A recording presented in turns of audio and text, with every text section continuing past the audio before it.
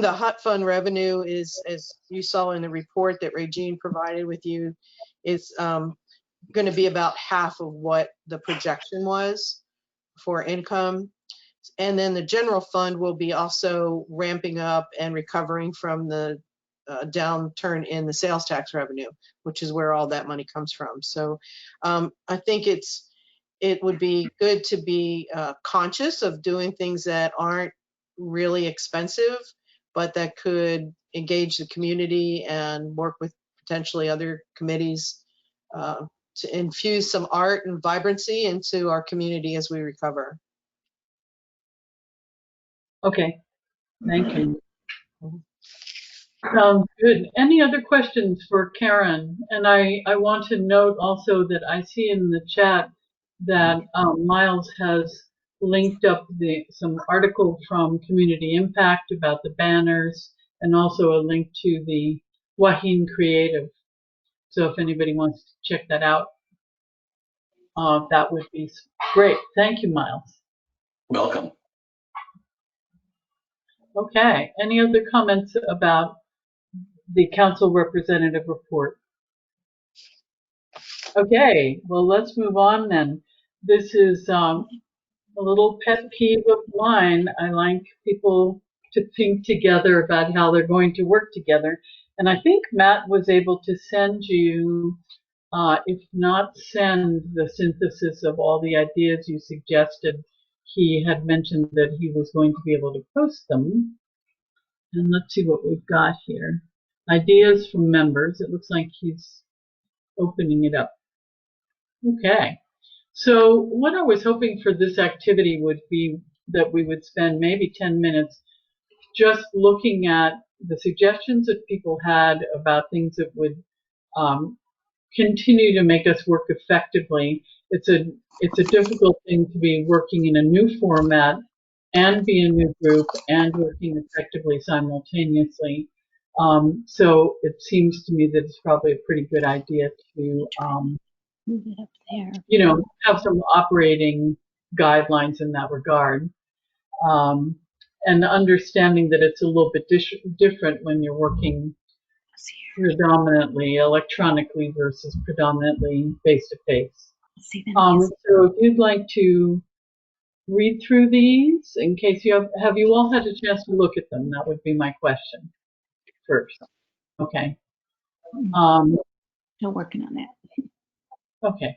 I'm not going to read them to you because that seems very juvenile, but I'll let you read through them. And give me a hand up when you are ready to talk about them.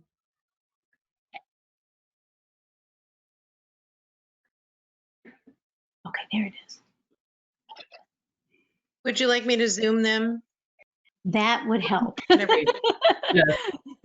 Thank you. And thanks to Matt for pulling this all together in this short amount of time. Okay, good. All right. Oh, that's better, yeah.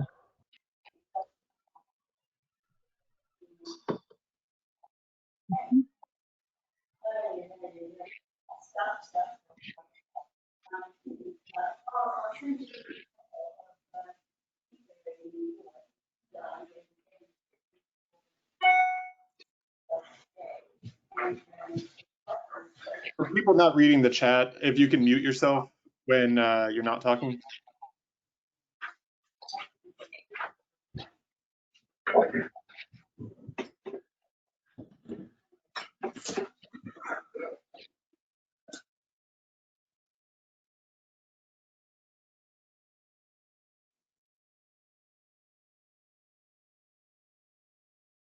Sylvia, can you move down a little bit?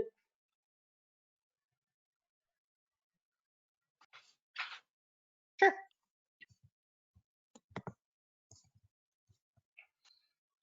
Yeah, it looks like A and B are really the only ones that pertain to group behaviors, as it were.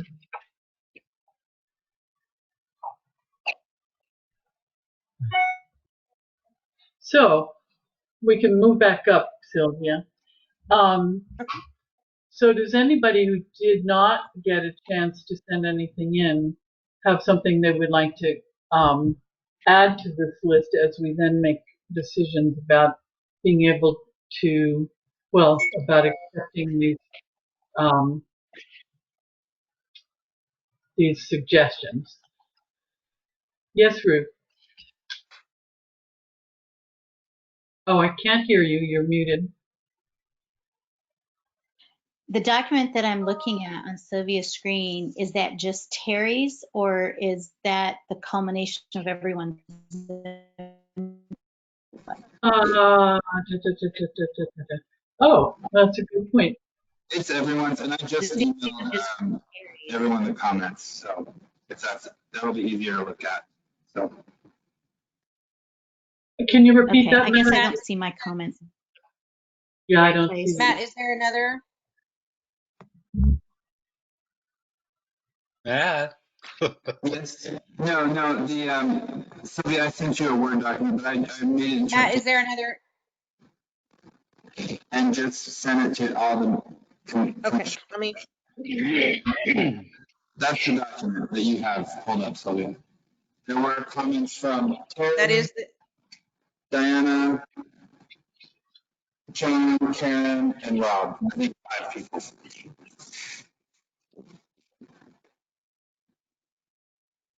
And so not the comments from Ruth or, yeah, the comments from Ruth are missing, right? Did you say that you could type those in, Matt? I can just cut and paste them into the chat. That would probably be fastest. Sorry, That'd be great. guys. yes.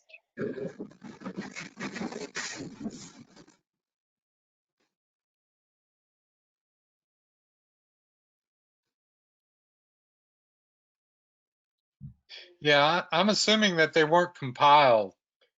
And that's why you're looking at the thing I sent in, the document I sent in. Yeah, I think the intention was for them to get compiled, but it kind of was all a little late, so maybe they didn't quite make it. I thought Matt had compiled them though. So is there any way for like Ruth to write in, to share the screen and type in her stuff into that document that's showing? I No, think that's. She Sylvia's- just sent it in the chat. There you go. Yeah, so if you click She on just the sent it in the chat box. I'm gonna copy and paste that. and I think there were I'm gonna- more I'm- comments. I think there were more comments from Rob as well. And actually, I do have a couple thoughts on that short term, but we can talk. Let's talk about the short term in a minute, because we just want to stick with the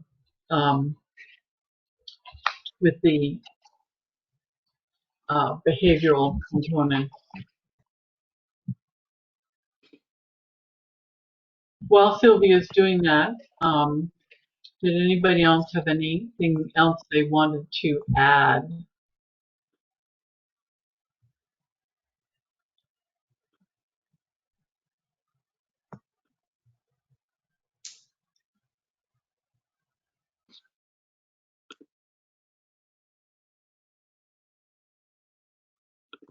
Yeah, I think what's happening that's a little confusing is that the B part is getting mixed up with the A part. And so what we're really looking at basically is only the A part at this point. So there's multiple pages. The first one that you saw was from Terry. I can scroll to the second page. Okay. And we can do it that way. May I ask a question? So when Ruth typed into the chat, I copied it and put it in a document so I could compile all these into one document. Is there any way you could just, Sylvia, insert these letters? I did. It's right here at the very end. I copied and pasted it. It's right here. Okay, great. So I will go to the chat function and pick them up. Actually, I think what Sylvia was saying is she added mine to her scroll document, which we all don't have control over reading because it's on her screen. I think what Terry was hoping is that it would be in the chat, the whole thing, so that individuals can scroll at will. Yeah, without getting Oh, okay. Okay. I to can look do at that. the cultural tourism part. Yeah, now I Right now. scroll, but I can do that. we can copy them onto a document ourselves, so we'll have all of them. Good. I'm about to do that. Thank you. Thank you, Sylvia. You're awesome, Sylvia. You rock. So true.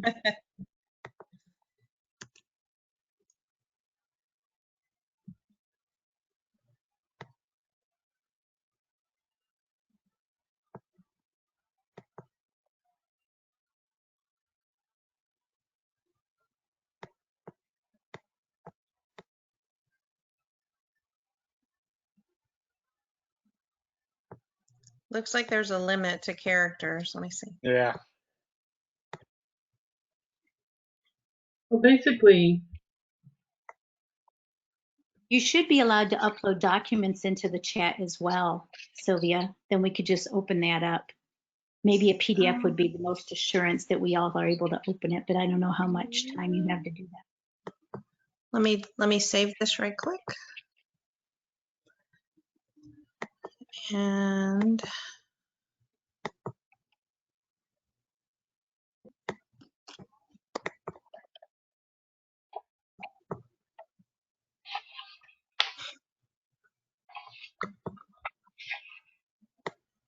yeah. I can open Word fine. Is there anybody else who cannot open up Word? Are we good with that if she uploads a Word file? I'm okay with it if everyone else is. I'm afraid of losing my screen if I do that, but if you tell me how, I'll try it.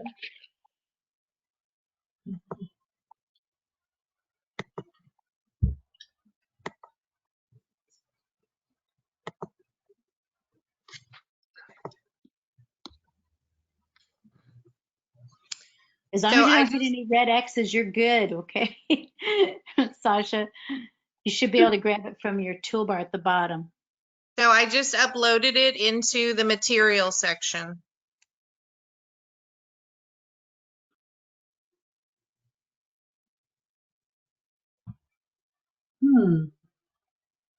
Great.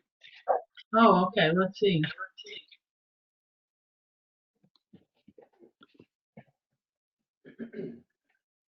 Hmm. I got it. Awesome.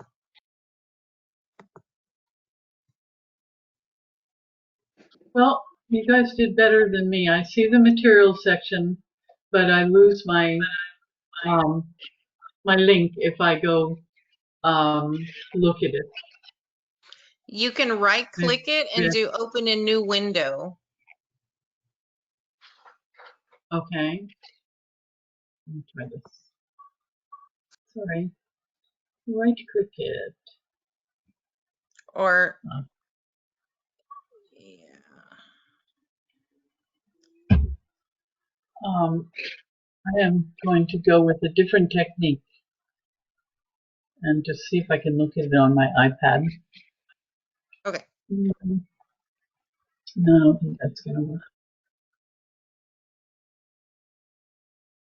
Anyway, if you all have it, that's great.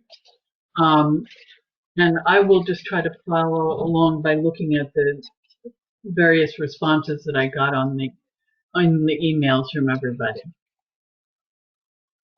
So let's see if there's anything we need to add to the list, or if there are any clarifications that we need on the list.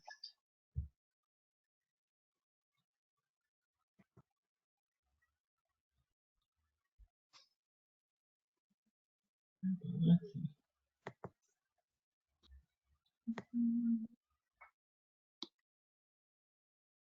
Hang on a sec, I'm going to be able to print it out in a minute.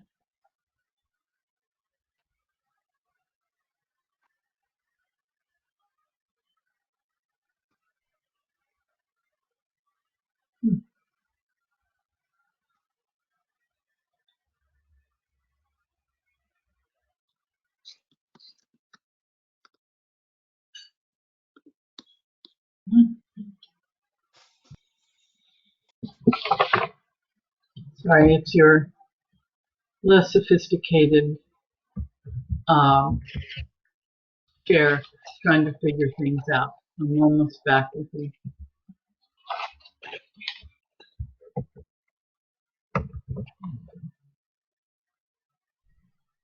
Okay, so is there anything that people would like to add, question, clarify?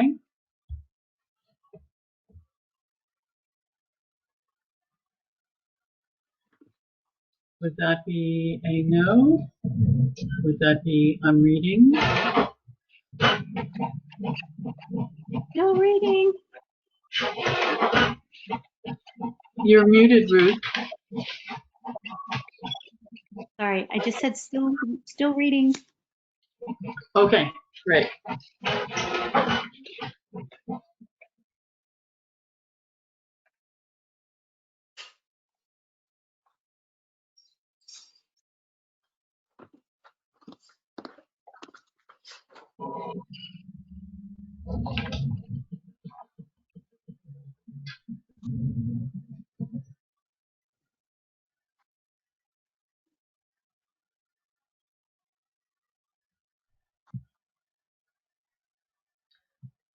By your hand, let me know when you've finished reading. Okay, Rob's finished.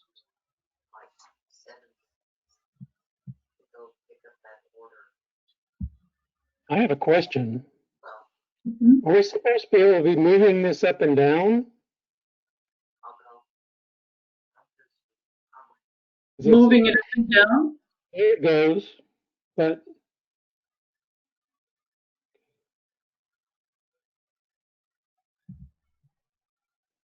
I'm not hearing who asked the question. Is it John? yes, it was me. I'm not able to move this up and down. Yes, I think probably what we probably need to do is just talk about the list, even though it's a little hard. I mean, it seems to be difficult to consolidate it in such a way that everybody can read it simultaneously. So I'm just going to read what I see. And what I see is there's a request about civility and no attacks on fellow commissioners. That's the first one I saw listed. And then one about encouraging us to focus feedback on pros and cons of ideas.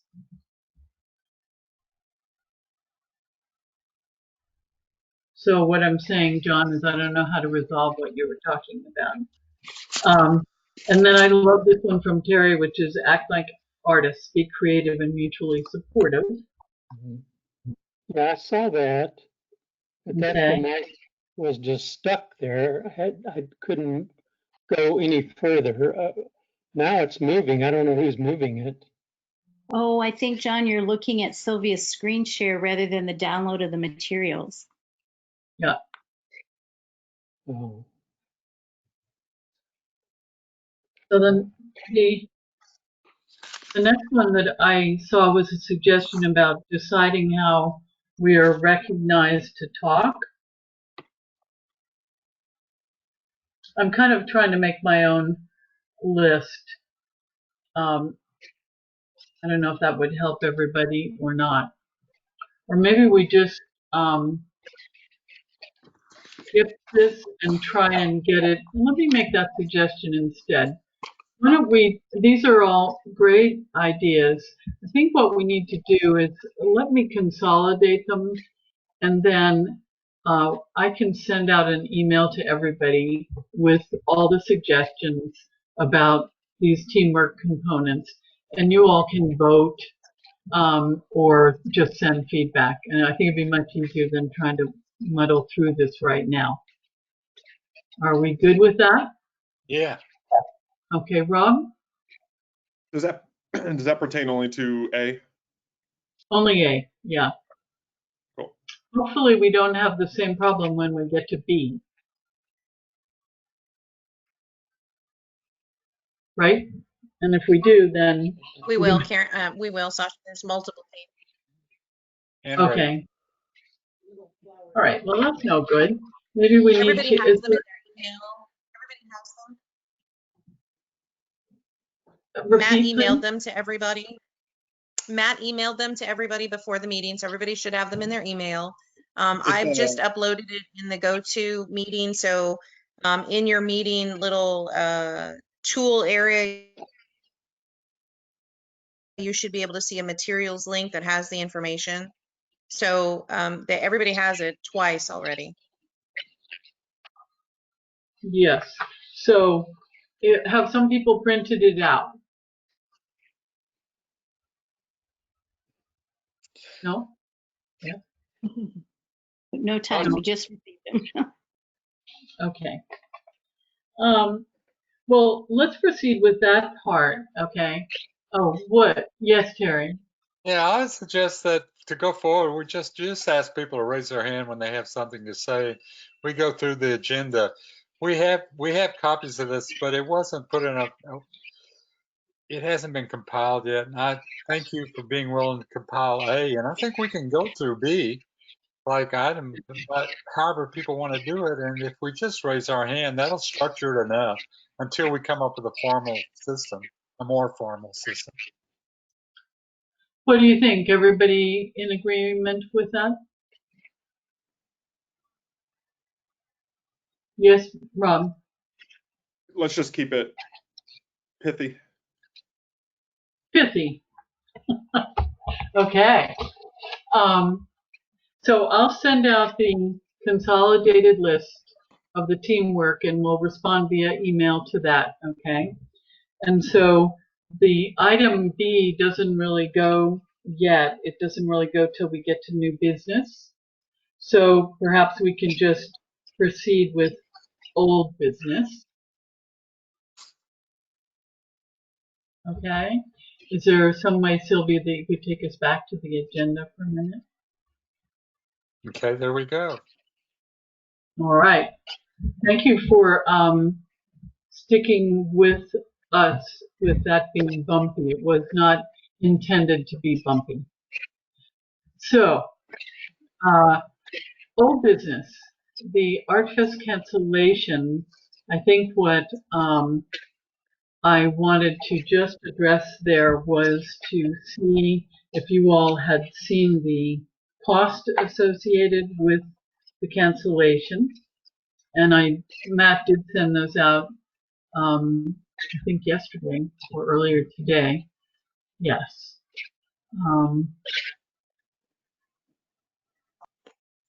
And so I wondered if people had questions about that.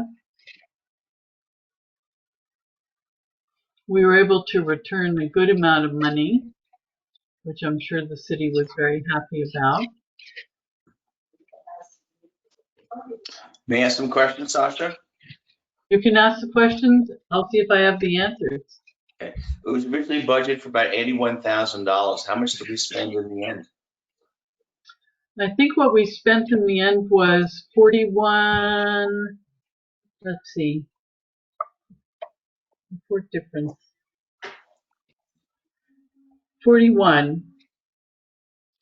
There's $50,566 remaining in the funds. The rest is what was spent. Oh, so it's about 30,000 then, right? Yeah. Great. I have a question about the contracts with the artists. Because the contract was written by Rootstock and it appears to be on the benefit of the booker and her artist, there's a force majeure clause for the artist, but not for us. And if some sort of catastrophe occurred, they wouldn't have to perform. But there was nothing on our side, some sort of catastrophe preferred. We would be let out of our obligations. It appears in the end, I don't know how much we paid. It looks like maybe 2 payments of $7,300 and $1,200, about $9,000. How much of the original budget for those 4 or 5 artists does that $9,000 represent? Good question. Who's in the best position to answer that? I knew once upon a time, but it was a few months ago. Yeah. I'm trying to think. So the musician deposits were 7,000. I thought the deposits were half of what they were going to get. Sylvia, do you, And this is the point I'm asking. They didn't perform. They didn't have to perform. They got the deposits and maybe some.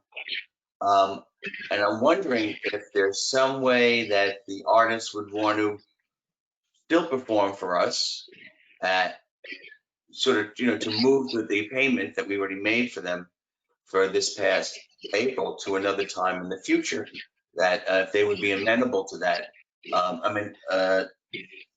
Maybe they would, if it's for an event not quite as big as ArtFest, so we wouldn't have to complete the full payment. It's a lot to ask them, but sort of say, we're going to pay you we can pay you $3,000. We gave you $1,500. We were going to have 5,000 people, but now we're only going to have 1,000. Would you perform anyway? And you could have your merchandise marketed there. And just trying to say if there's any way of recouping some value from what we laid out. It may not be possible, but it's just an idea I'd like to suggest. Mhm. I think it's a good idea, and certainly something we could approach the musicians about. Of course, before we perhaps approach the musicians, we'd have to have the event to have them perform at. And I have seen the idea of mini events floated, whether it was from city council or other places, or maybe even was by CED thinking about having mini events to promote visibility for the city and shopping. So the idea is we already spent this money. Maybe we could get them to perform at some other venue within Sunset Valley in the future, not quite as large as ArtFest, in which case we wouldn't have lost all that money. And also in the future, when it comes to the contracts with the artists, we need to not count on the booker to provide the contracts. We have to really take a look through them to make sure there's something to protect us in case of disaster, pandemics, etc. Because there really was nothing this time around. Yeah, those are good points, Miles. And I think that one of the things that Sylvia has mentioned a number of times is having event insurance. Mm. And I would imagine that might direct itself at that point. Sylvia, can you talk to that a little bit? Sylvia? Yes, absolutely. I never even knew event insurance existed until Shrimpery, and rainouts and those kinds of things happen, and so that's why event insurance is absolutely necessary. And it's not a very expensive proposition, but it is a needed one for events like this. And in terms of asking the artists to move forward, really, Miles, that's typically sort of a perishable item, much like a hotel room. You use it or you don't. And Right. the some of the venues opted to go virtual. Some of the venues canceled altogether, and some dramatically reduced their venues. So nobody knows how long this thing is going to last. So it would almost be a double dip to the artist for us to push something out to, let's say, October, and then we have things are not able to deliver something like that in October. I think we all just kind of pulled the Band-Aid off and said, okay, we know now we need this year, whether it's with event insurance, with the contractor, with the booker, whatever it is. I don't think anybody could have predicted where we are today.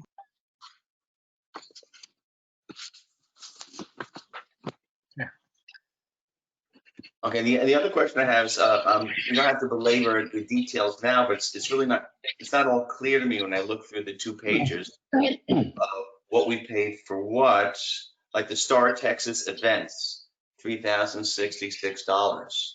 Would that be Michelle? Is that her? That's tent rental. Oh, tent rent. Oh, really? Rental. So even with a month in advance cancellation, was it a month? Did we give them a month? I don't remember. Yeah, And it was close. okay. And Bliss Point Productions, is that the booker or when wearing her other hat as a stage manager?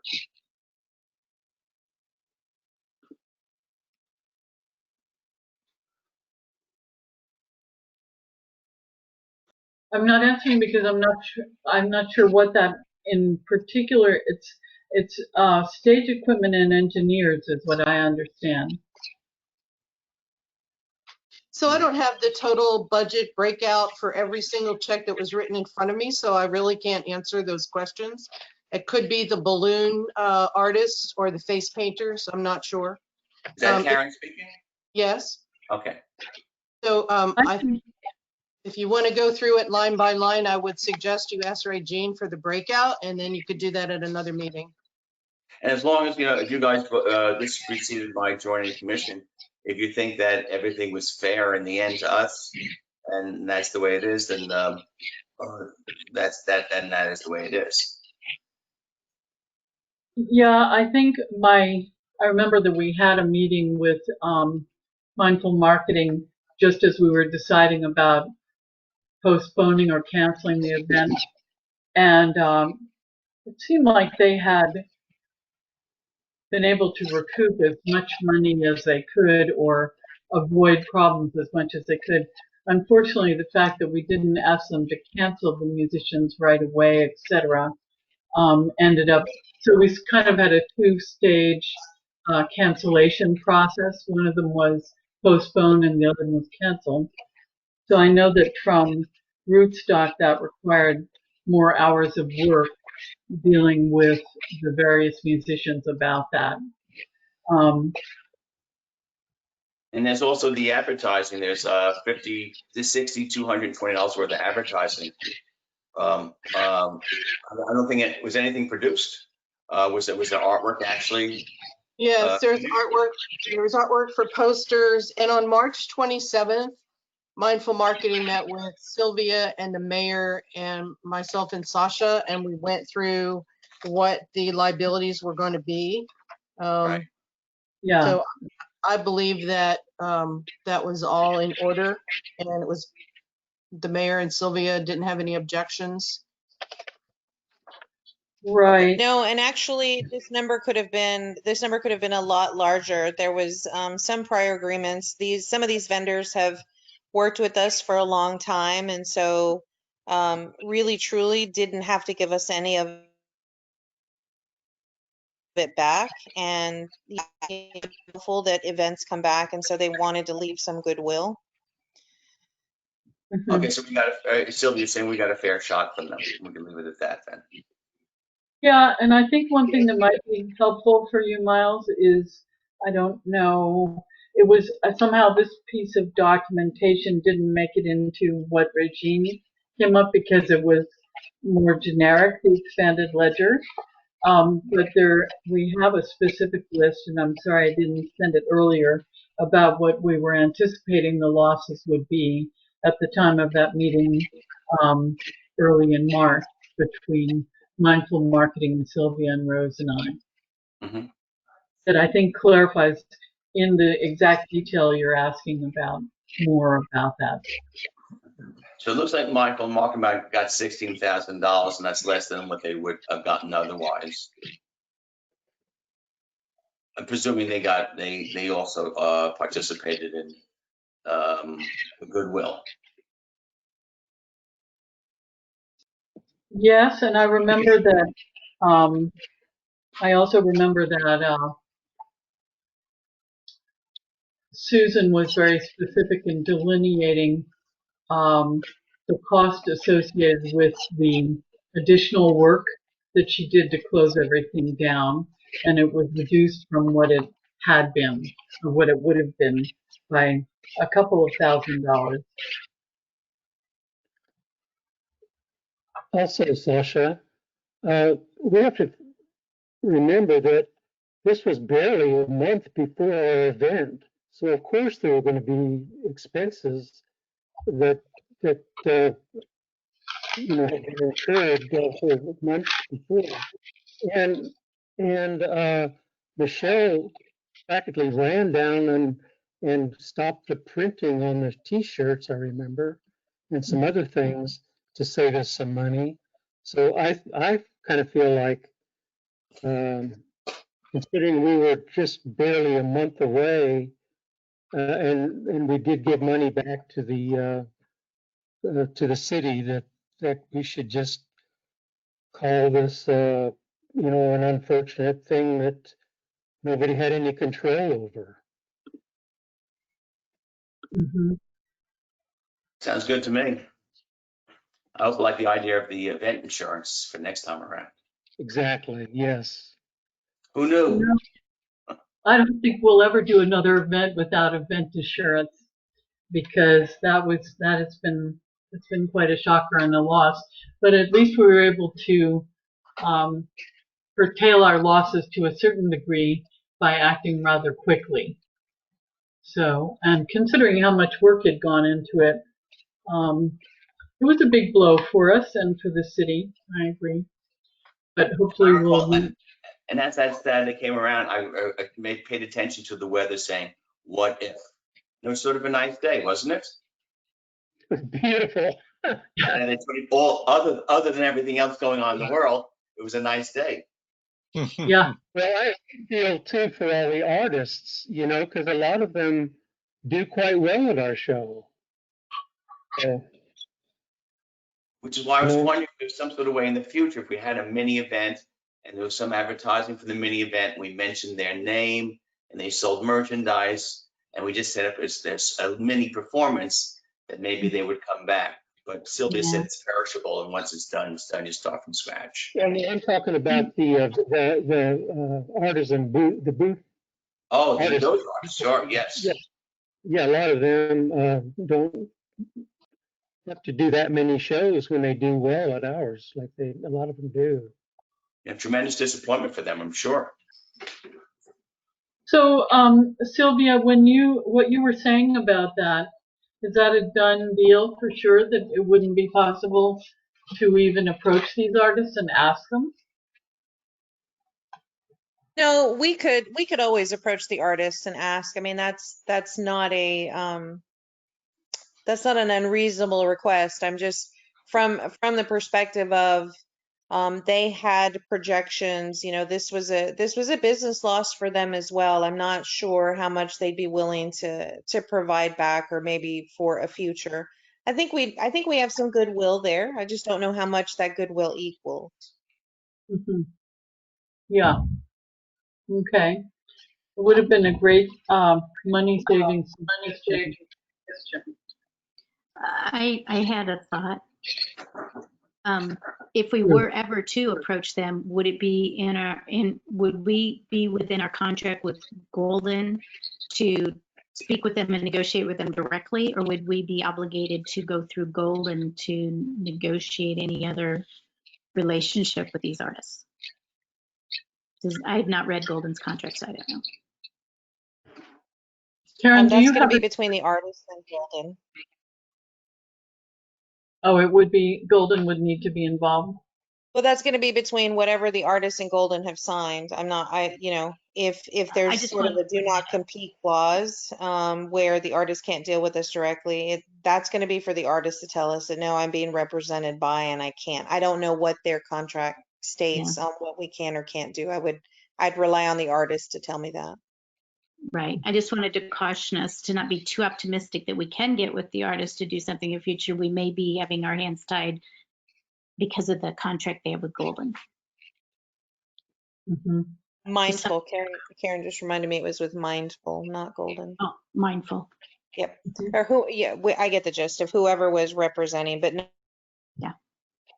Okay. No, you're absolutely right. If there's any kind of clause, and when we sat around the table and looked at the bills, we were really looking from a contractual perspective, because part of my job is to mitigate the risk, and I want to pay a bill that's due and not have to be sued over that bill later. Local governments, there's a clause we have to pay within certain time periods. And if we don't pay within those certain time periods, we are obligated to pay interest, and then that interest compounds. And so it's really important for us to pay within a reasonable and timely manner. And so that was sort of the first sweep. What were we obligated to pay, and let's get that paid.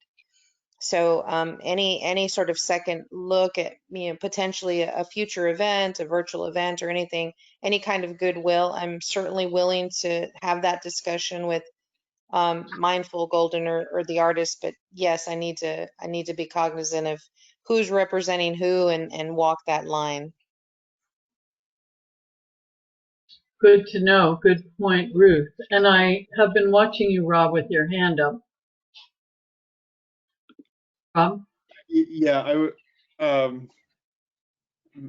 maybe I don't understand how much of a discussion that we were going to have about this.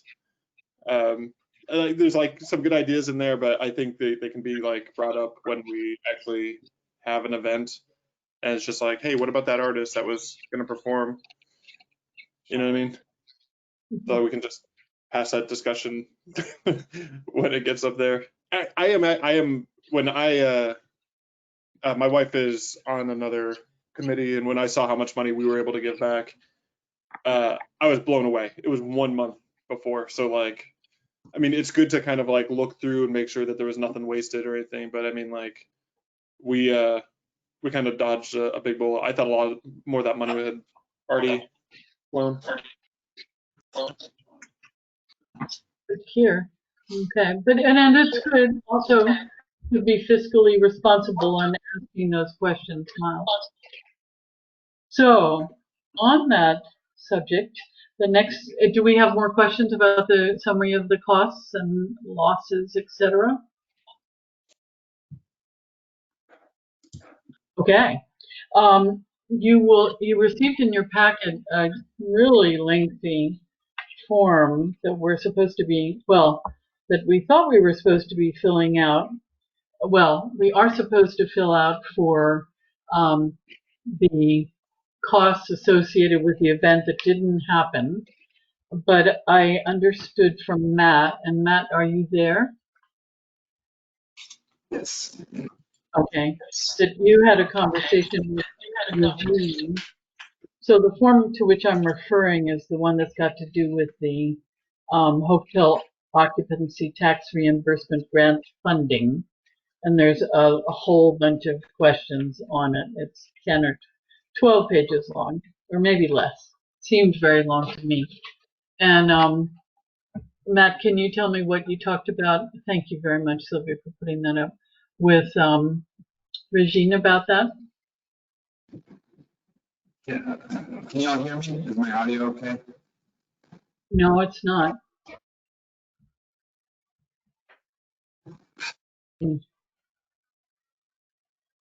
Matt? Sorry, I don't know what's wrong with my mic. Okay. Yeah, we are going to have to fill out this form related to the monies that were spent on the event that didn't happen.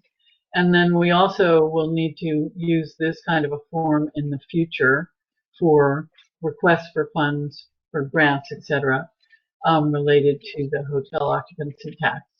And so it's an obligation that we have. But Matt, if you could tell us that you had a conversation with Regine about streamlining the process this time.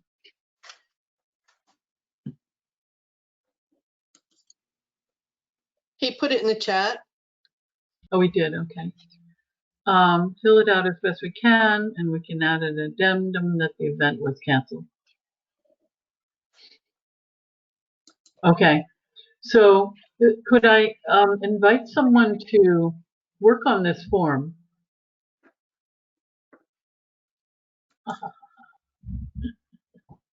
Anybody want to take it on? I don't think it's going to be very cumbersome. Sasha, I've done it for the last 13 years, so I'm happy to just finish this one out and call it done. You're a queen. I don't say no, I say yes. Okay. And I'll look at it with you, Karen, so that if I have to do it next year, I'll know what to do. But it looks pretty self-evident, actually. Is it anticipated, Sylvia, that this form is going to be this cumbersome in the future related to requesting funds? I'm not sure where this form came from. What I do know is we have a standard to maintain for an audit, right? If the state were to come and say, I want to make sure that you spent your hot funds accordingly, that really is the only standard. This is an internal form that we created that I'm sure could be streamlined as necessary. Okay. That would be Would great. be lovely, because the actual application is about 42 pages long. It's monumental. This is just the report for Oh, after. Lord. Oh, Lord. This all came into effect, I think, when there was all the discussion about how we had to put heads in beds when we're using the hot funds, as I recollect. Do you remember that too, Karen? Yeah, because the application has a lot to do with how many rooms were booked, how many people stayed in the hotel. So, the hot funds are supposed to be used for tourism that put heads in beds, although that terminology isn't official terminology, heads in beds. That's just one report that was done by the hotel industry, and they use that term, it kind of stuck, but that's not the state law. Mm-hmm. Promote Okay. the hotel. Excellent. All right. So Karen, you'll get that done, which I really appreciate, and I can collaborate with you on that. And so I think we're finished with A6, unless anybody has any other comments for the good of the community. And I'll help her with it. I'm sorry, John? I said I didn't will hear. help her with it. I'll help Karen. Oh, great. Okay, good. And John. Wonderful. I'll sign it. Okay, that's great. All right, so I think we're ready to move on to A7, and I think we're still in a fairly good time frame. So just to let you know, I've talked with Penny Siddell, who is the chair of CED, a couple of different times.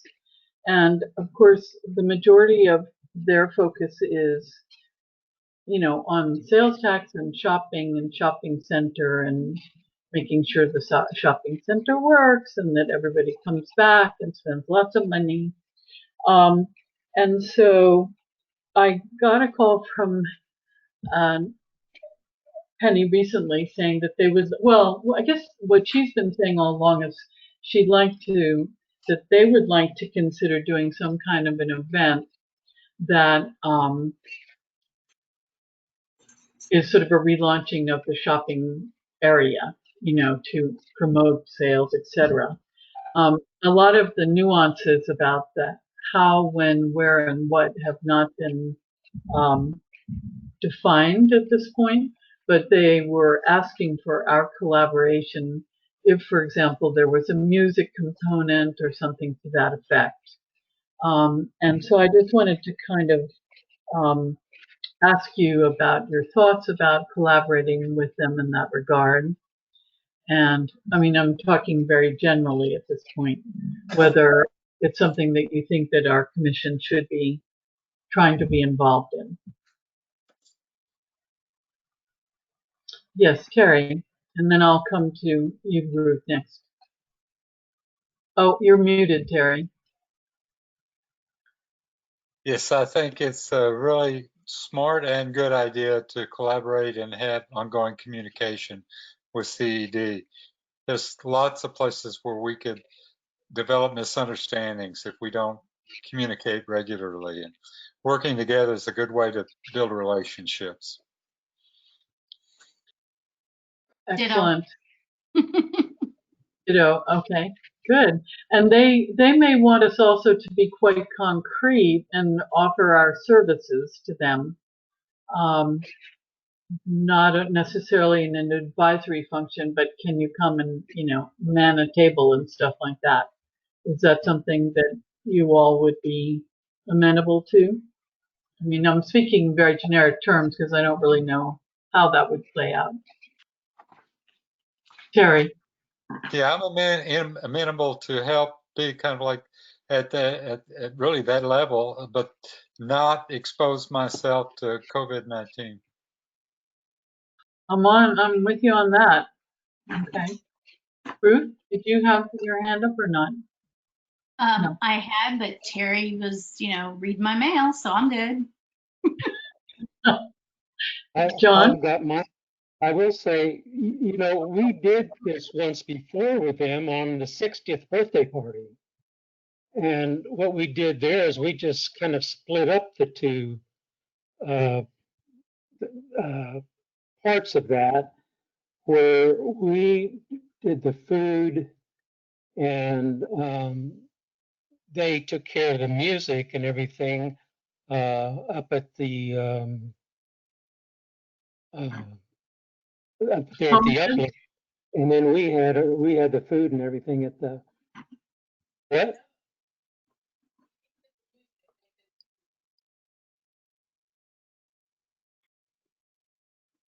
No.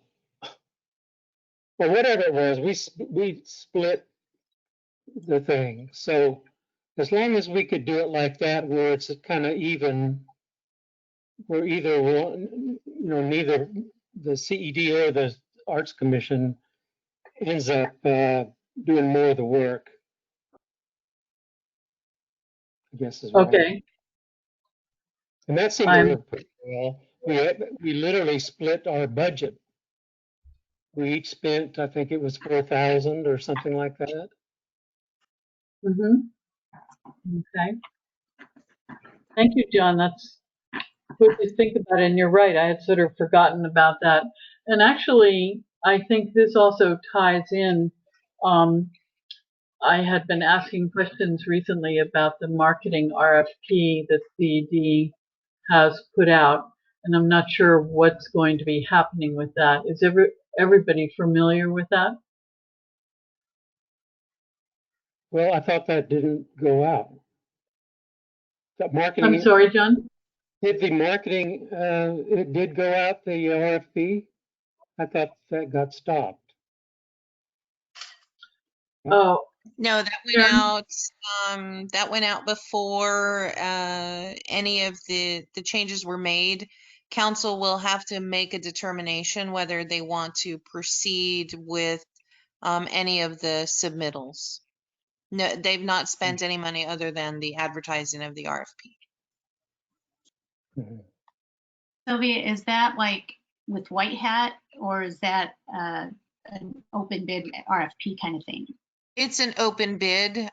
We had more than 45 questions submitted. I think 13 or 14 different firms submitted questions. We have 2 submittals sitting in the office right now. I expect between 6 and 10 submittals. Nice. so depending on the breadth of that particular endeavor, we may or may not want to be involved in it, especially if it pertains to the sort of the branding and the broadening of cultural tourism for Sunset Valley. And I'm reading a note from Karen that says, we coordinated with CD on the grand opening of the new facilities. Sorry, that's a bit of a change of subject, but other times when we worked with CED is what Karen is referring to. So it looks like in general it's a good idea to be collaborating with them in whatever manifestation things occur. And in particular, I think some of the first events that will come up will be related to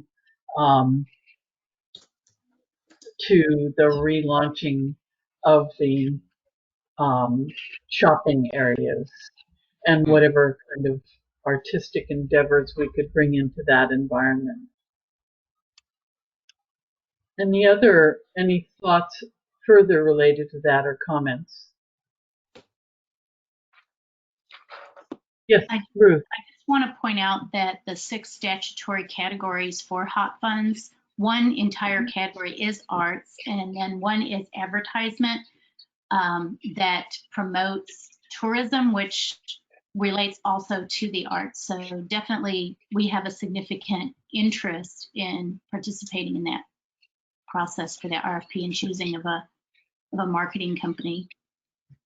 Yes, I agree. And I'm wondering if there is someone on our committee who would like to be, and I would say preferentially somebody who knows more about marketing formally, Ruth, that might be interested in, kind of keeping an eye on what's happening with that and sort of being the banner holder for that in terms of Arts Commission's link with CED in that regard. I would need to check with Commission Member Hudson before I answer that question. Very good.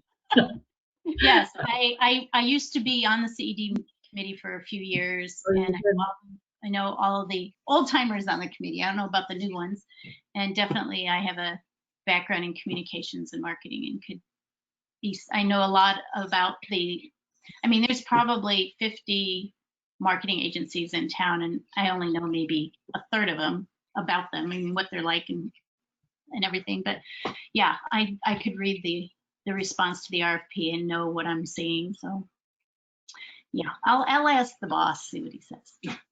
Okay, that's great. That's really good to hear. And could you also be kind of the our link to the CED in that regard? Yeah, I'm much more actually easier to say I'll be the link, because that's just being neighborly, and I know those ladies, many spring flings together. So Yeah. Okay. That would be an easy thing. The spending time pouring through RFP responses and researching the background and checking on the details could take some time. So I'm hesitant. I want to discuss that with Jeff, because we're retiring this year, and so we're trying to leave our jobs and finish well and all that kind of stuff and reposition ourselves for retirement. So what that really translates into is we're painting the house. Okay, great. So we'll, but yes, so I will you will be the torch holder in some way, which I appreciate very much. At the minimum, I will work with CED. Hopefully I can also find my way into helping with that advertising marketing bid. So. Yay, thank you. John. Okay, so let me jump in here too, because there's some conversations going on with the property management right now as well. So is this something CED's doing on their own, or are we going to wait and see what the property managers, what they have in mind for their opening, and then we fit in with that somehow? Is that? So I can report on that. The conversations with the property managers are being done by Phil, myself, and Sylvia. And so far we've conducted 2 of those interviews. And the good news is that both the village and the market fair are open to utilization of their parking spaces, some of the parking lot for tents or some kind of a concert or something of that nature.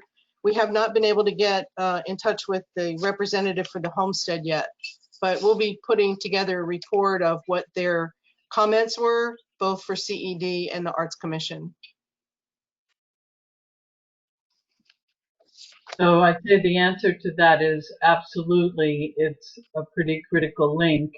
And I'm assuming that with Phil as the representative to CED, that he would be dialoguing about these potential concurrent, about the event or the events with CED, right? So, well, right now, what we're getting is the main concern for the shopping centers in their management is the curbside delivery and the extension of that for an extended period of time and additional signage for that. So those are their main concerns right now. The village seems to be more leaning towards events in their shopping center that bring people in, but that are also community oriented. The market fair representative was open to concerts or music or actually putting tents up in the parking lot. So we're going to be continuing that conversation and linking our conversation with all of the management companies.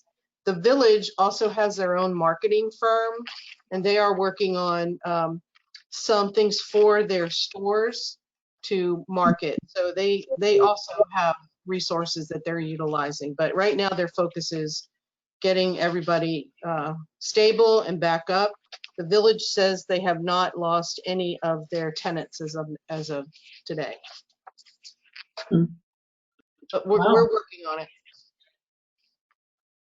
Excellent. I need to ask you one question, Karen. Which one is the village? So the village is where Total Wine is. Oh, yeah. Yeah. Total Wine has been doing great. Yep. And Market Fair is over there where Academy is, although the leasing agency does not own Home Depot or Academy. Those are individuals. And Pier 1, that's an individual lot. So we'll be reaching out to them too. But Pier 1 is closing their stores nationwide. Gotcha. Questions, comments about all of that? So that's getting back to what I don't understand what this what CED is wanting us to plan then, when it seems to me that we should wait and see what the shopping centers themselves are going to do. So we're not competing with them. I would rather us be doing something as a city that complements whatever it is they have in mind. I don't want us to jump in and spend our money and our time when maybe they have something that's actually better, or I don't know, just somehow both of us working could be at odds. So you're saying that, if I'm understanding you correctly, John, you're saying that you would not like to see us become involved with CED if they're not linked up with this bigger effort that's happening at the level that Karen was just addressing. Well, I think it's good to be talking with them and perhaps planning something or getting ideas together or whatever. But as far as actually, I know the CED is more about the individual stores and trying to get them open and all that, which I do understand, because that's what we all want. But I don't know. I'm a little surprised that this has come up when there is this other effort going on to see what the management is thinking. That's all. Yeah. I think our intent is to coordinate all of that so that we are all working together and cooperating. So I understand CED has been working on something. Phil said they were going to be presenting their ideas to council. I haven't seen that yet. I don't know if Sylvia, if you've seen anything yet on that, but we want to link it all together so it's a coordinated effort and has the biggest bang for the buck. So we're all working effectively. Mm-hmm. Yeah, and Yep, no, there's no formal reopening shopping center event plan just yet. And that really was please let us have the conversation with the shopping center, whether it's the managers, the owners, or the individual pad site owners, so that we can understand what everybody needs, number one, what everybody is able to do, because some of the stores don't have the ability to do what maybe they would like to do simply because they don't have the drive aisle, they don't have the space, they don't have the staff, whatever that is. And we do want a coordinated effort. It shouldn't be an individual committee effort. And I truly, truly believe it's not just this one, but it's also public safety, because there's everybody's requesting increased police presence. Everybody's requesting our PD to step up a little bit more and be more visible and present. And so, obviously we only have so many officers. So prioritizing the PD and the presence means other things take a back seat. So it is an entire approach. I mean, we have to really approach this as a city. So John, I think your comments are well taken, and Karen and I are attempting to steer it in that direction. Yeah, and I'm pretty cognizant of that as well, so that whenever I do have conversations with at least Penny, I'm thinking with both sides of my head in that regard. Right? All right. What else does anybody want to say at this point related to the whole work with CED? Anything? And yes, Terry.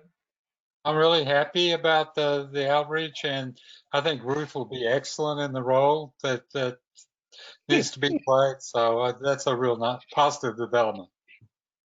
Excellent. Well, you may have been one of the primary initiators of that dialogue. I believe you said that way back in a January or February meeting. Well, thanks. So you can give yourself credit for that, right? I just want to double check something and see if Troy is still with us. He is. I see his name there. I just haven't seen him or heard from him. Troy, I want you to know I'm thinking about you.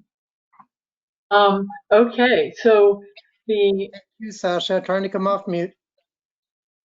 Oh, okay, good. Are you with us and feeling okay about what we've been discussing? Yes. Okay, I'm glad you're with us. Is Diana with you too? She is remote and was unable to connect. Oh, okay.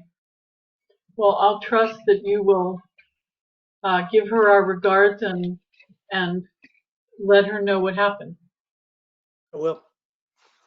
Okay. Yes, Terry.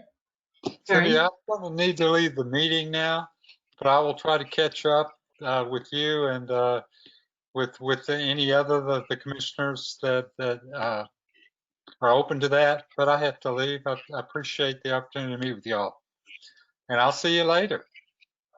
Thank you for being with us. Okay. So I guess the last thing, or the penultimate thing we need to discuss, is some of the short-term wins that we can put into place and maybe some of the long-term ones. I'm intending that we're going to be through by 8 sooner if we're finished sooner. Okay. And so given the problems we had with the how to work thing, how to work together as a team, I was going to suggest that maybe each one of you just tell what your idea was that you sent to me. And let's talk about the short-term wins first. And so I'm looking at the last bullet on A7. Well, the last solid bullet in terms of the vision. So Rob, do you mind just sharing your thoughts about things you thought we could do on a short-term basis? Yeah, I'm pulling up my notes. It's hard to remember what I even wrote sometimes. I know what you wrote, but it would be easier if you just sort of reiterated for folks. Yeah. Okay. My first thing was that was an awesome presentation. Really liked it. So in the short term, I mean, maybe it's a dumb little thing, but me, Catherine, and another resident on Sunset Trail had worked on that sunsetvalley.shop website, which had the restaurants that were open, and Catherine had been posting that around to different social networks. Loved it. Yeah, and there was a lot of people that were giving us extra information. There was an email address I put on there, and we were able to kind of update that. And I saw a good number of hits over like the different times that she would post. So like the domain's ready to go. It's easy to update. You know, if we, I don't know, we're able to construct it in a way to just like add a little bit more information about what's going on, then I think that could get how we're doing in front of a few eyeballs. And Rob, what kind of things would you want to add to that? there's a, you know, I don't have any of the retail stuff on there, and you know, we were mostly concerned about, you know, making sure that people get to the restaurants, because I like those are often more like small businesses. I know there's like some retail that is also small businesses, but like when I think about people that like really need like a little bit of a boost, I sometimes think of restaurants a little bit more. But so I could fill it out with some of the more like the non-food stores, and then maybe we could have more information about the different trails that are available. Have you guys ever heard of the Streisand effect? No. The Streisand effect. It's so there was somebody that like took a photo. This is a long time ago. Took a photo of Barbara Streisand's house from like an airplane or a hot air balloon, and she tried to sue them to get it like taken down offline, and then she lost. But then everyone was like, well, what's her house look like? And it's like, it's better that you just don't say anything. But like if we promoted the trails, like it would get people over here. Like sometimes when I'm out running, I'll see people parked near a trailhead, and you know, maybe those people will run by Bougie's or go to Funkadelic or something. But the Streisand effect there is like we'll have a lot more people on the trails. But you know, if our goal is to kind of like promote and get people over, then maybe we can have we could fulfill the things in that presentation that were like, here's our shopping district stuff and here's our Trail City stuff. And you know, we have our sunsetvalley.org site, which is really good for internal workings of the city. But I don't know, as far as marketing and promotion, I don't think it's a good place to have that kind of information. So again, it would be pretty easy to kind of change that site to provide more information. Mm-hmm. And you can also, like, there is tracking on it. So, I mean, we can know how many people are, how many people are hitting it, and we could probably even figure out like through what channels, like if it's posted to Facebook and stuff. Sorry, I'm rambling. Go ahead. That's good. Yes, you. I wanted to ask you, Rob, what platform did you use to create that website? Was it like a Wix or something, or WordPress, or no. coding?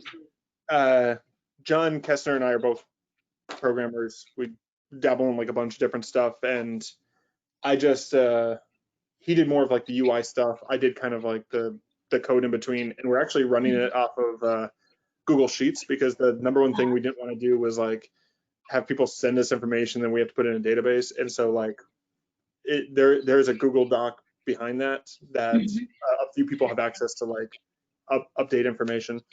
So and then it's all up on Firebase, which is like a Google product. Okay, cool. It's like free up to a certain level. The domain was, those .shop domains are a little more expensive, but it was $40. Hello. And eventually one day maybe the city can take over ownership of that domain and start paying for it every year, but I'll take the hit until we're back up on our feet. Thank you. I didn't get to flesh out my thoughts on short term, but they were very close to what you have there in terms of, we don't have a website or a social media presence that is tourism focused to Sunset Valley, whether it be shopping or to trails.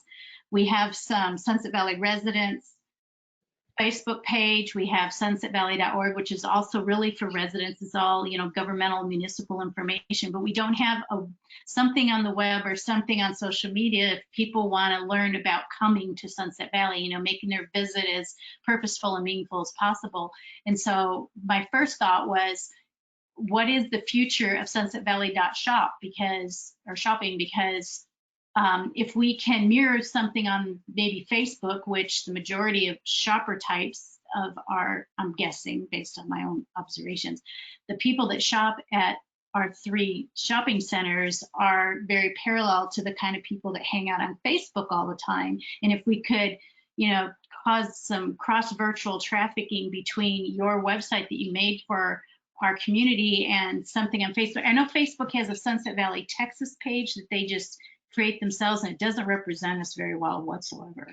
So it would be cool if maybe an official person could approach Facebook and say, can we provide you with better information or help you curate that page and maybe link it up with your website that you made. And I think in the short term, that would be something that would be less expensive and very effective.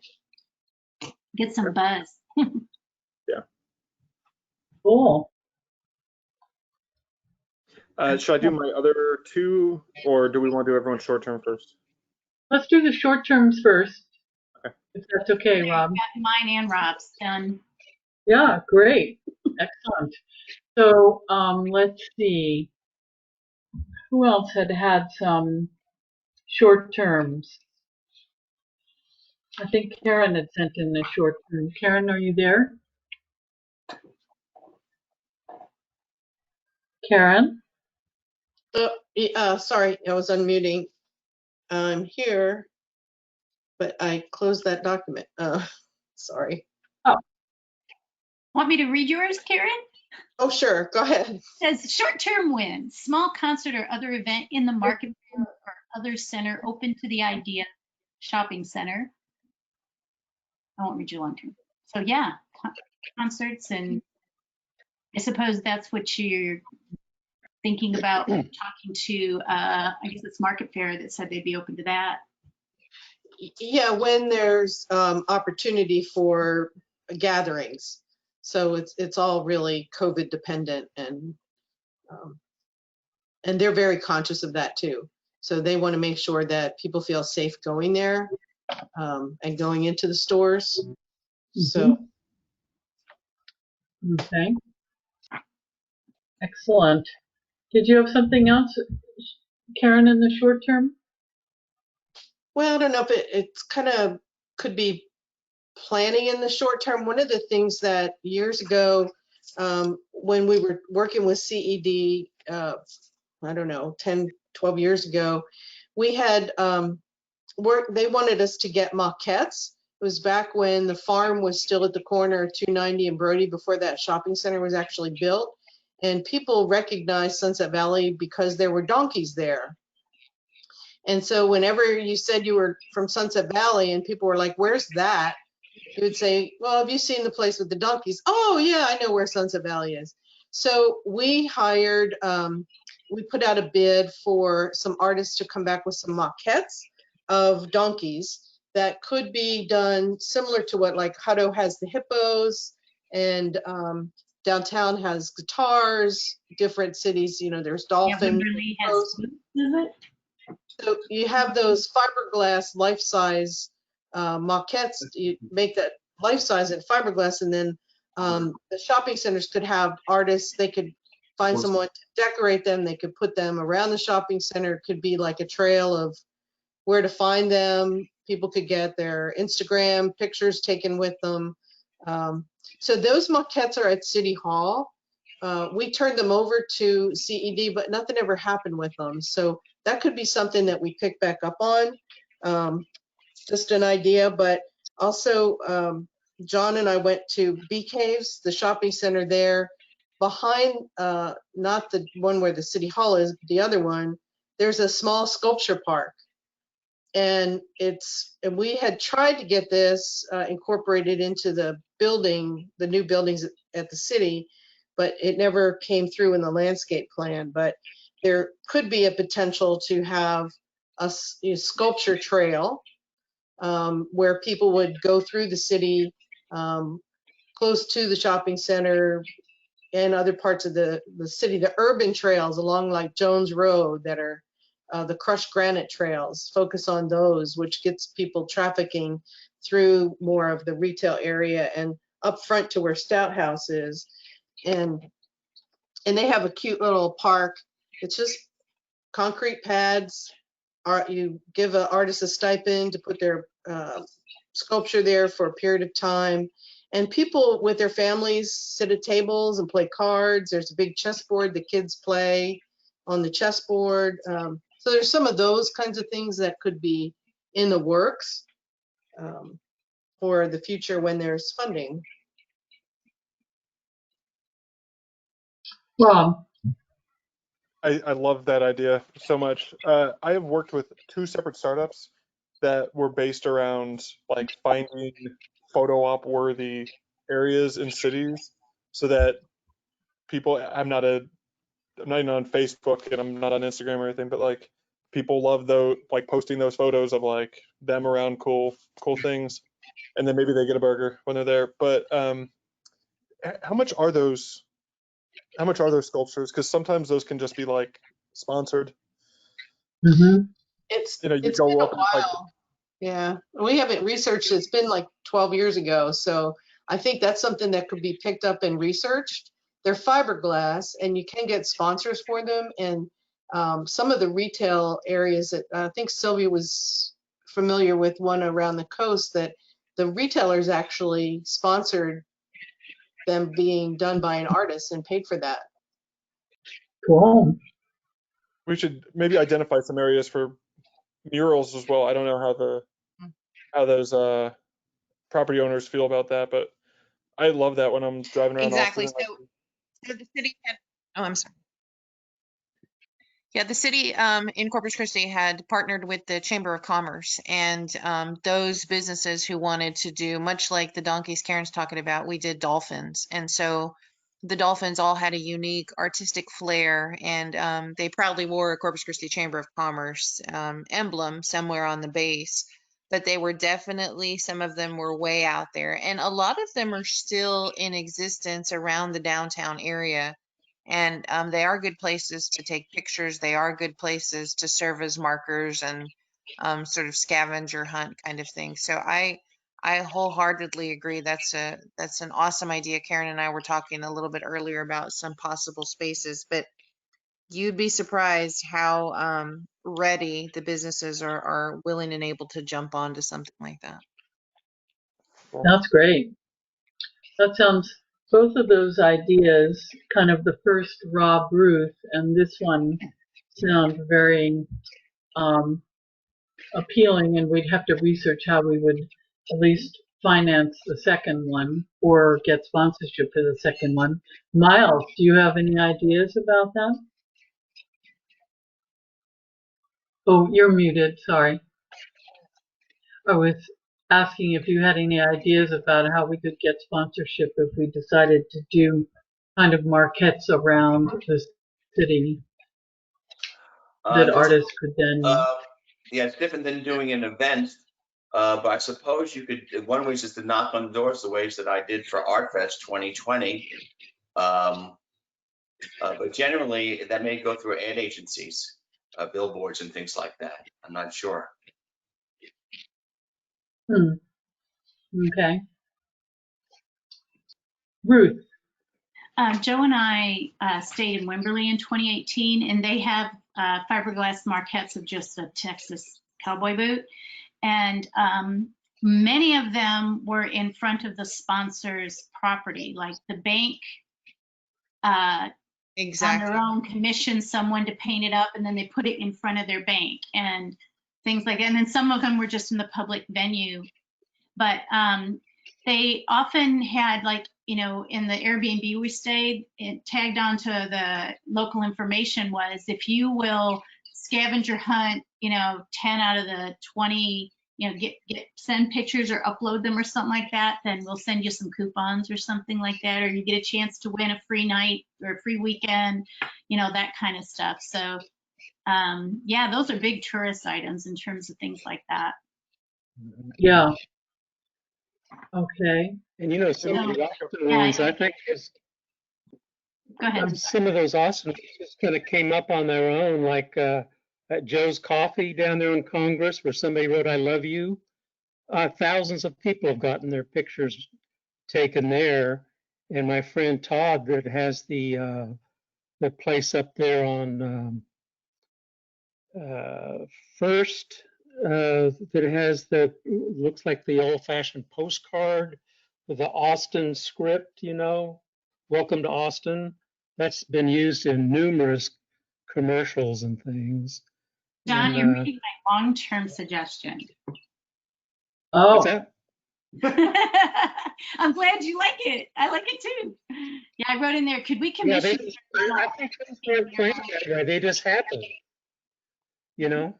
And the how are you down there on the drag? Same thing with that one. Mhm. That Johnston, or whatever his name is. And that strange that- bra. Hmm? That's okay. Because we only have 10 minutes left, I want to make sure that we get to Miles. Did you have any short-term suggestions you wanted to make about things we can do to promote cultural tourism, etc.? And it's okay if you don't, you can send some in, but just want to make sure that I have included you in this dialogue. You're muted. You're muted. No particular ideas, but I've always felt that the Art in Public Places program, just putting up art within these Sunset Valley City Hall buildings, has such a limited exposure that it wasn't worth it. I think anything that the other committees are coming up with, like the banner program or the art program that Lisa Versace once suggested, would be a good way of putting our energy into something that would have a wider audience and be more meaningful for our efforts. Okay. Yeah, I hear what you're saying there.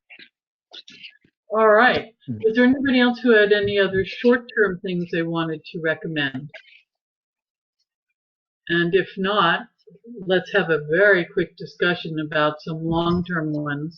And we only need about probably a minute to talk about the budget. So we have about 6 minutes to hear about longer-term suggestions. So do we want to start with you, Ron? Okay, great. Sure. Yeah. This is Catherine's idea, but and a lot of people have talked about like a fall or winter arts fest as well. But you know, we've gone to so many of those. You know, the Blue Genie and the Armadillo, like all the different Christmas markets, and those are a little less. They're not expected to be family things really, so you can often like get some drinks, walk around, buy some art. You know, we could probably make as much money there, or we could like actually make money there and not feel conflicted about, you know, attempting to put on a family friendly thing, and we can have our cake and eat it too. And then my other one is like I run all around the city, and I know we do the JDRF walk. I might figure out how to get like 20 people just to do a 10K around the city, like through the trails and stuff.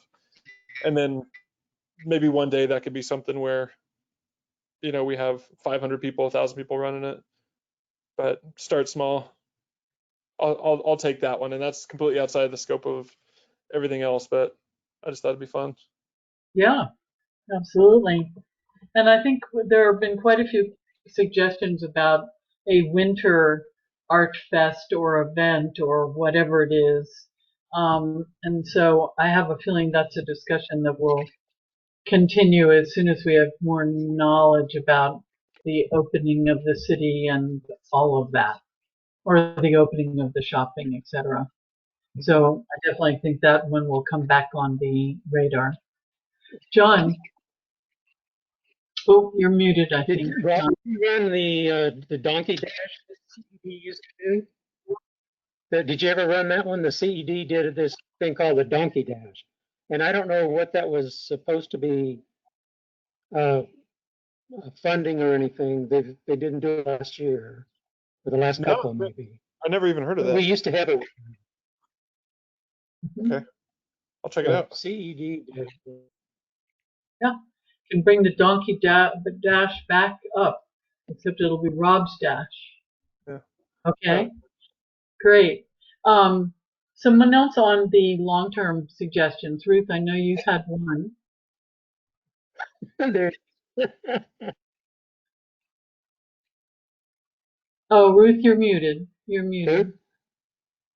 Ruth is muted. John already mentioned it, that I just thought it'd be really cool if we had our own postcard mural for people to get their picture and be a landmark for us. Greetings from Sunset Valley. And there was a mural representing us along the same lines as all the other cities who have those postcard murals. That's a great idea. They were the big boys. It's like, come on, we got our own mural too. Yeah, we could probably get Terry to do something like that for us quickly. Okay. You know, I'd like to get mine in if I could.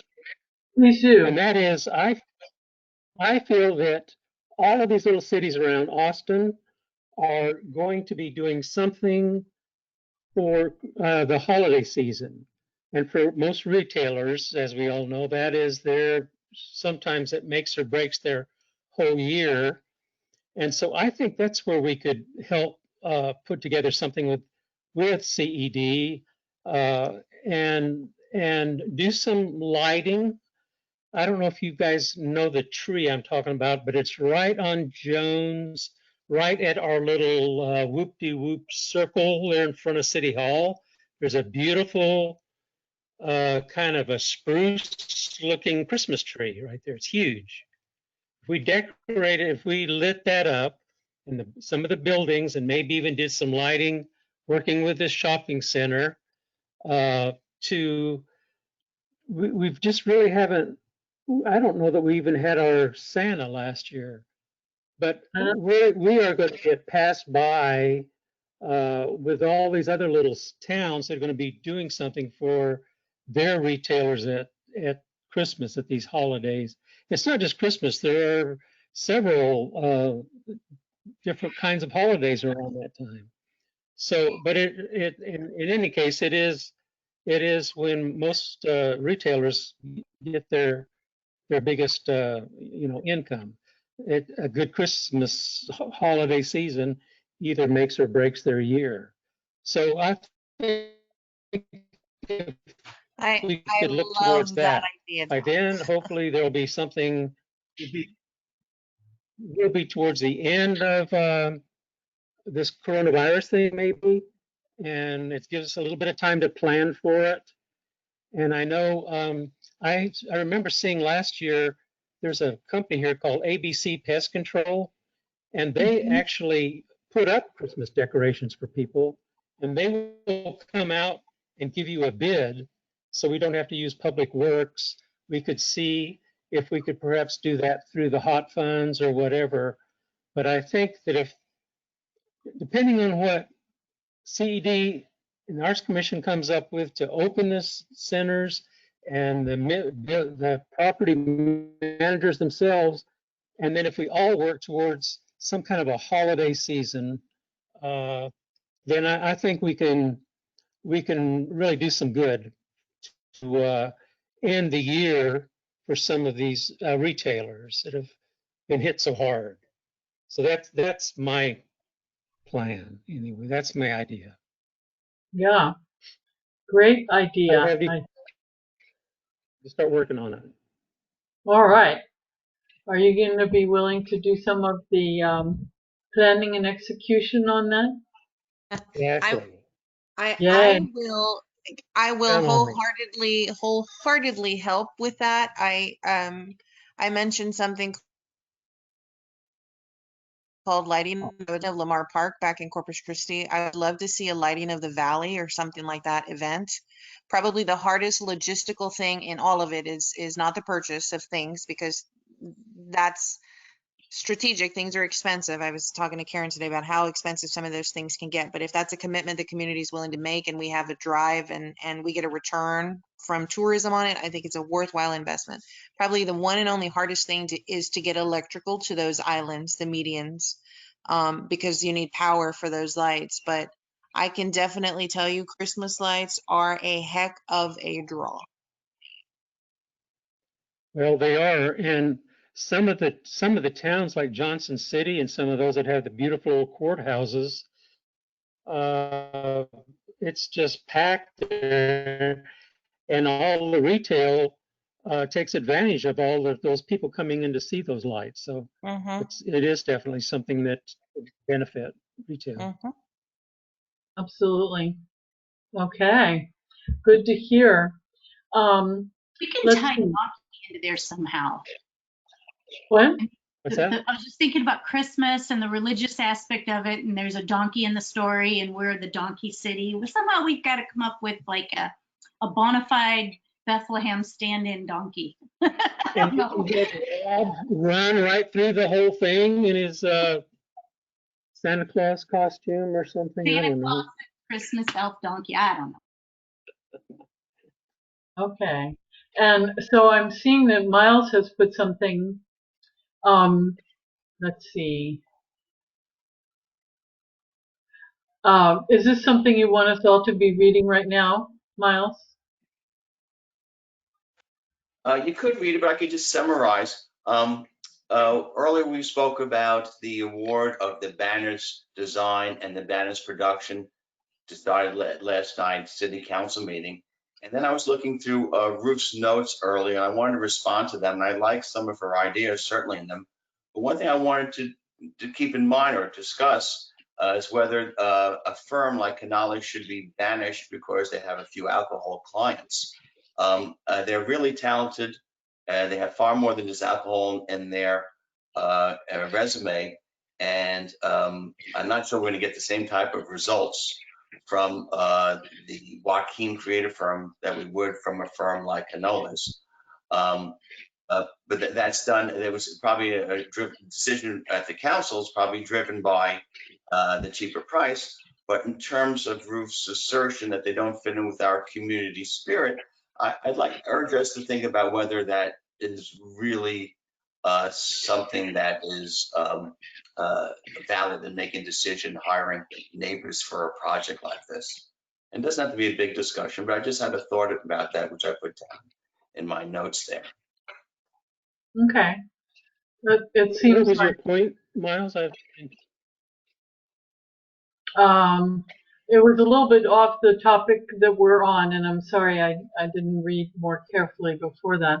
But it's a difference, possibly a difference of opinion about the basis on which one should choose a marketing firm. But it's actually, and I want it to be within the context of what we discussed earlier about discussion and how to not attacking.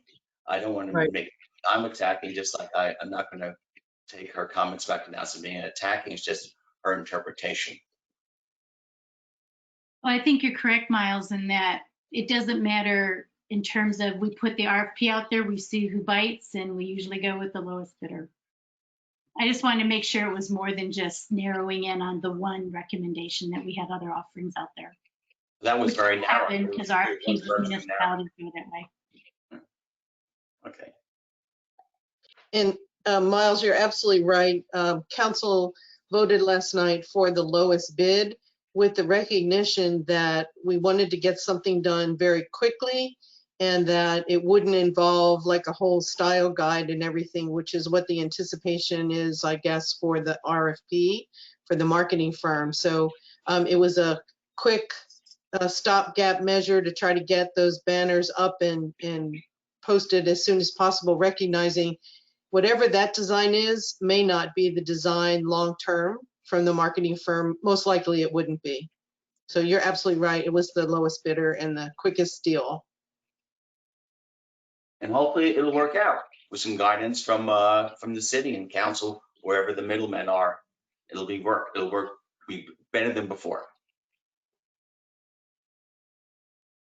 okay. we are past our ending time, and I'm just trying to make sure if we missed any other long-term suggestions that we need to annotate. Oh, Rob? Yeah, I just want to, the short-term ideas are really great, but in order to keep them short-term, how do we, that wasn't just an exercise in coming up on ideas, like how, like what is the process to move those forward so they truly are in the short term? Do we have a plan for that? We don't have a plan for it yet, but we should come up with one. Would we like to assign some of that? I'm not sure how this process should work. You know, like we maybe shouldn't take on too many things. I'm willing to like take the website stuff off of, like, to not take any other suggestions place, and I'll just like do that anyway on my own, and so that we can maybe focus on one or two of the others to get moving. What should be the process in like making a decision? Should we wait until, I mean, we don't, how many members are missing? Well, let's see. I think, well, Terry had to go and Troy had to go. And then also we haven't seen James at all.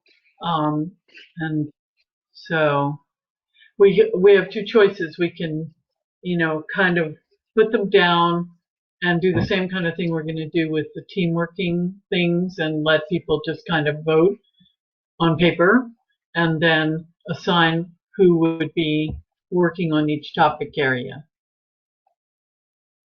Were you still going to work on kind of, were we still going to try and bring all the ideas together, or was Yes. that, so maybe while you're working on that, we could also have like a little like check the box of the idea that you love.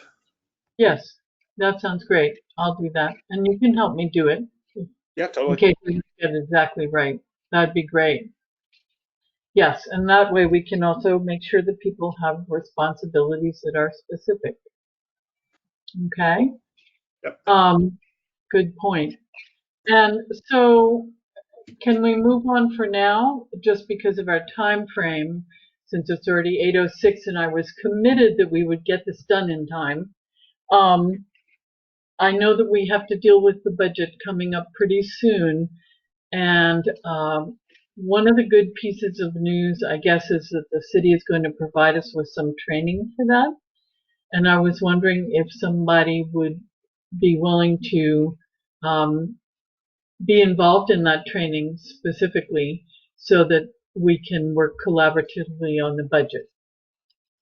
So it's a very simple process. What I've been, a lot of the committees, specifically Budget and Finance, very nervous about the process. And what I've said to everybody is I don't need 50 drivers. I need 50 passengers. We're going to drive the software, but what I would like is collaboration from the committees, because the whole point of OpenGov is to create a transparent process so that we all know where we're heading. And as we're putting in things into the budget, we can model and say, oh, well, you know what, if we add this particular piece, it changes the budget this way. So often we make decisions and then we don't really see the finality of those decisions until council adopts the budget and any changes. And I want to move that process forward. So if there's one or two people on the committee who want to go through some training, that's great. Primarily this year, what I'm looking for is just some upfront committee work on what they would like to see, what their goals are, and then we work on some funding plans and incorporate those things into the budget that gets presented so that everybody's needs, wants are accounted for in the budget. Okay. So if I'm understanding you right, you're saying that we don't need to drive down to the detail. We need to be aware of what it is that we want, and you will help us. Absolutely. Okay. Is there anyone who would be willing to assist with that process? Don't all speak at once because I'll be overwhelmed. Well, we have to realize there's probably a good 5, 6 other members that aren't on this meeting tonight that probably have those skills, and we could, in their absence, we could nominate them. Yes. Who would we like to nominate?